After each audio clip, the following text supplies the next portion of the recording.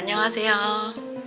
오늘은 제가 정말 좋아하는 분이 한 분 계시잖아요. 이 고운 책방 채널을 개설하게 된 계기도 아마 그분이 추천하셨던 책을 읽고 감명을 받아서 첫 번째로 올렸었던 책이 그 피터 비에리 책이거든요. 아무튼 그 책을 소개해 주셨던 분이 누구냐면 너무나도 유명한 밀라논나 장명숙 선생님이 드디어 다시 유튜브로 복귀를 하셨어요.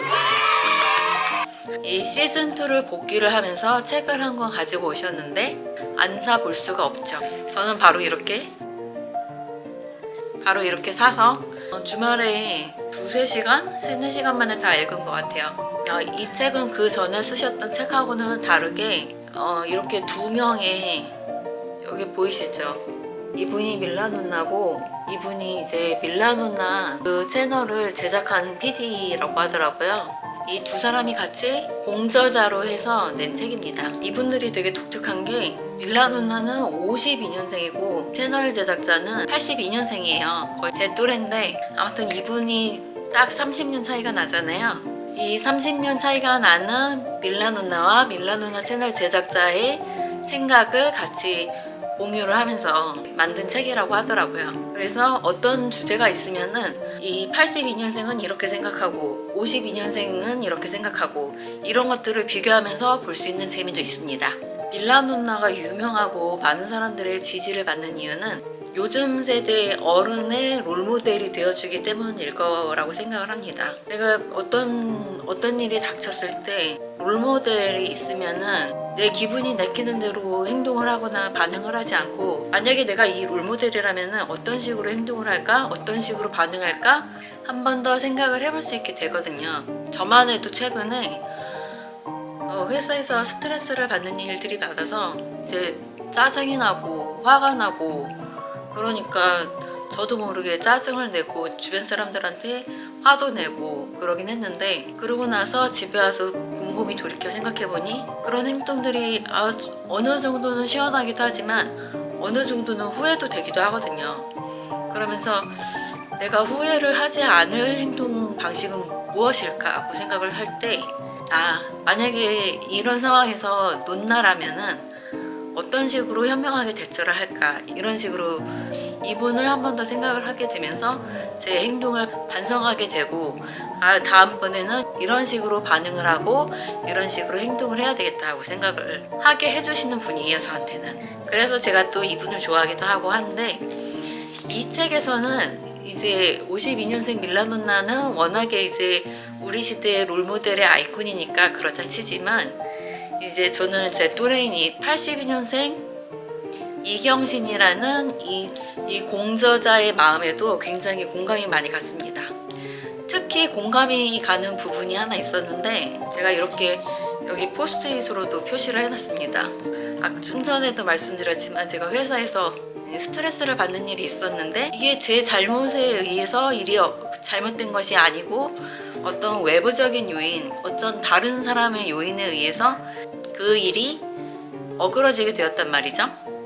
그런데 그 당시 상황에서는 저는 너무너무 짜증이 나고 너무너무 화가 나서 그 자리에서 막 화를 내고 소리를 지르고 싶었어요. 제 잘못이 아니고 모든 일들이 잘 진행이 되어 가고 있다고 생각을 했는데, 여러 가지 외부 요인도 있었지만 어떤 한 사람의 독단적인 판단에 의해서 그것들이 잘못이 되었으니까, 그때 당시에는 제 표정이 그 사람에 대한 질린다는 표정, 이런 것들이 아마 감춰지지 않았을 거예요.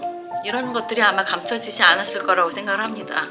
제가 포커페이스가 아니라서 제 감정을 그렇게 아주 투명하게 잘 드러내는 편이라고, 그거는 제가 객관적으로 파악을 하고 있기 때문에 아마 제가 화가 난 것들을 다른 사람들이 전부 다 알았을 거예요. 실제로도 화를 냈고. 그러고 나서 이제 집에 와서 생각을 했죠. 내가 아무리 화가 나고 아무리 그 사람 때문에 열이 받지만 이것을 굳이 그 사람한테 표현을 해서 서로 적을 만들 필요가 있을까? 이런 생각을 하게 된 거죠. 그러고 나서 이 책을 다시 이제 마인드 컨트롤 하려고 하다가 이제 책을 뒤적뒤적 하다가 이 이경신 저자의 에피소드가 딱 나온 거예요. 어떤 한 회의장에서 한 참석자가 뭔가 경우에 맞지 않게 실언을 했던 그런 날이었는가 봐요. 근데 이 사람의 표정이 이제 싸늘함을 감출 수 없었다고 합니다. 그런데 중요한 거는 이 사람의 주변에 얼마나 훌륭한 선배가 있는지 며칠 후에 이 저자를 불러서 그 선배가 이렇게 말을 했대요.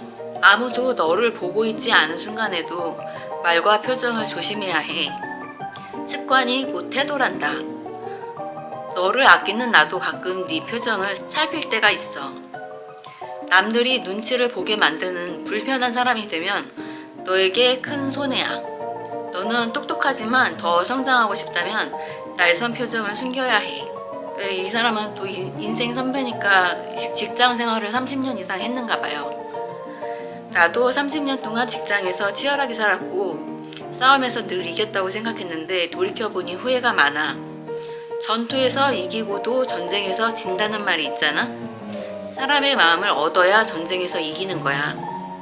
나는 그러지 못했지만 너는 꼭 성공하길 바라. 이 조언을 딱 읽는 순간에 이게 저한테 엄청나게 와닿는 거죠. 제가 그 화가 났던 상황에서 굳이 나의 표정과 감정들을 이렇게 드러내면서 다른 사람들이 나의 눈치를 보게 만들었어야 했을까? 한번 참고 나서 적어도 적을 만들지 않는 것이 더 낫지 않았을까? 이런 생각을 하게 만드는 구절이었어요. 직장에서 지내다 보면은 많은 사람들이 이렇게 생각을 합니다. 내가 이만큼의 위치에 올라왔으니 내 밑에 사람들은 다 내 눈치를 봐야 돼. 근데 그 위치에 올라와 있으면은 어떤 사람이 어떤 큰 높은 위치에 있으면은 그 사람이 눈치를 안 주려고 해도 다 사람들이 눈치를 보게 되어 있잖아요. 입꼬리가 조금만 내려가도 보게 되는 게 직장 상사의 눈치인데 굳이 그렇게 불편한 사람이 될 필요는 없다는 거죠. 근데 직장에서는 대부분의 사람들이 그렇게 생각을 많이 안 하는 것 같습니다. 아마 저도 제가 화를 그렇게 냈을 때 제 마음의 심리 어떤 한 구석에서는 이 내가 화난 것을 한번 보여줘야지 다른 사람들이 다음번에는 이렇게 함부로 일을 그르치지 않도록 할 거야 라는 마음이 어느 정도는 내재하고 있었을지도 모를 거라고 생각을 합니다. 근데 또 이게 사람 마음이 왔다 갔다 해서 만약에 제가 그때 화를 내지 않았으면은 돌아와서 내가 왜 그때 화를 안 냈지 하고 막 주먹을 치우고 이불킥 후회하고 있을지도 몰라요. 하지만 어쨌든 중요한 건 내가 아무리 기분이 나쁜 일이 있더라도 그 기분을 얼굴로 드러내지 말 것. 그리고 그 얼굴로 나의 기분을 드러내서 다른 사람들이 내 눈치를 보게 하지 말 것. 이게 정말 크게 와닿았던 게 아마 제가 원하는 길이기도 제 인격의 길? 제 모습의 길이기도 해서 그럴 것 같습니다. 이제 밀라노나가 썼던 말도 제 마음에 와닿았어요. 이거는 밀라노나의 이야기인데요. 저는 완전히 끊을 관계가 아니라면 상대방이 싸움을 걸어와도 가능한 한 나의 내면 상태부터 점검을 한 후 전열을 가다듬고 상대를 대하는 게 답이라는 결론을 내렸습니다. 물론 그러려면 상대방이 야비하게 제 약점을 건드려도 발끈하지 않을 인내심을 키워야겠지요. 저는 그 인내심을 방탄조끼라 부릅니다. 내 감정에 방탄조끼를 입히면 내 마음이 다칠까 불안해지지 않습니다. 상대가 험악하게 나와도 저는 느긋하게 한 발 물러서서 상대에게도 시간을 주려고 합니다. 그 단계가 지나면 상대도 진정하기 때문에 대화가 가능해지지요. 발끈하지 않고 기다리면 상대방도 누그러져 자신의 잘못을 인정하더군요. 그리고 또 워렌 버핏의 투자 멘토 찰리 멍거가 이런 말도 남겼대요. 절대로 돼지랑 씨름을 벌여서는 안 됩니다. 둘 다 진흙탕에서 뒹굴게 되더라도 돼지는 그렇게 되는 걸 아주 좋아하기 때문입니다. 어떤 사람이 저한테 화를 이렇게 내면서 시비를 걸어오는 상황이 있을 수도 있고 저도 어떤 상황에서 화를 내서 상대방한테 불만을 토출하는 경우가 있을 수 있잖아요. 이 찰리 멍거의 표현에 따르면은 어떤 돼지가 나한테 싸움을 걸어올 수도 있고 내가 돼지가 되어 상대한테 싸움을 걸 수도 있지만 중요한 건 같이 싸워서 같이 진흙탕에 뒹구는 것이 아니라 어떤 돼지가 나한테 화를 냈을 때 그거를 한번 의연하게 넘겨짚으면 아 쟤는 같이 진흙탕에서 나랑 같이 구를 애가 아니구나 하고 한번 물러서게 될 것이고, 저 역시 어떤 사람한테 열받아서 시비를 걸었을 때 그 사람이 좀 더 성숙한 태도로 한 발 물러서면은 아 저 사람은 나의 이런 식의 방식이 통하지 않겠구나 하면서 저도 다른 접근 방법을 모색을 하게 되겠죠. 이런 것들을 전부 다 생각을 하게 됐던 게 최근에 제 직장에서 있었던 사건들 때문이고, 이런 구절이 유난히 저한테 와닿았던 게 그 사건들 때문에 더 유난히 공감해가지고 읽었던 부분들, 문장들일 겁니다. 또 다른 부분에서 제가 어떤 다른 사건이 있었을 때 아니면은 또 다른 심리적인 상태에 있었을 때 이 책을 읽으면은 또 다른 구절이 더 와닿을 수 있겠죠.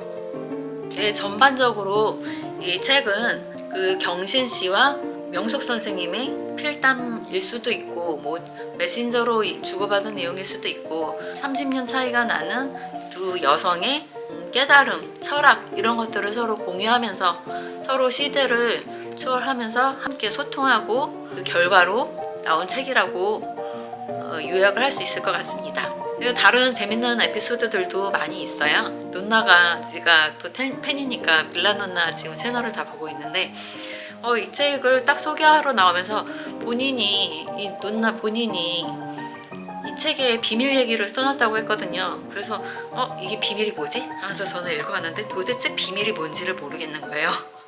근데 뭐 이런 어떤 포인트를 딱 보면서 아 이게 비밀인가? 하면서 그냥 넘어갔던 부분들도 있고, 팬이니까 더 재밌는 그런 부분들도 있고 그렇습니다. 저처럼 이 저자와 또래여도 분명히 재밌을 것 같고, 이 시대를 살아가면서 저처럼 내가 어떤 열받는 일이 있었을 때 아 논나라면 여기에서 어떻게 행동을 할까?